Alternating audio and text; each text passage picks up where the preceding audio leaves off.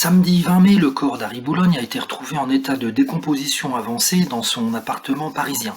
Âgé de 60 ans, le fils illégitime d'Alain Delon a succombé à une overdose, selon les informations de Yasmina, sa compagne. Cette dernière, soupçonnée de ne pas avoir donné l'alerte après sa mort, a rapidement été placée en garde à vue puis mise en examen pour homicide involontaire. Invitée sur le plateau de TPMP, Marie Soubrier-Boulogne, la nièce d'Alain Delon, a tenu à donner quelques précisions sur le drame. Selon elle, son cousin, dont elle était très proche, serait mort en grande partie à cause de sa compagne. Elle accuse Sabrina de l'avoir éloignée de sa famille.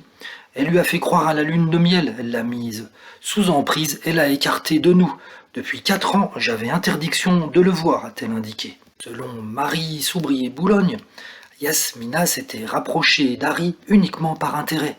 Elle aurait tout fait pour que son compagnon, qu'elle appelait d'ailleurs Alain, puisse être reconnu comme le fils d'Alain Delon. Tout était travaillé, c'était une grande manipulatrice.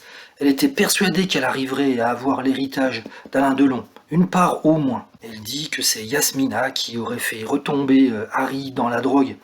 Il avait eu des années sans dépendance. Pendant 10 ans, il ne prenait plus de méthadone, il prenait plus rien.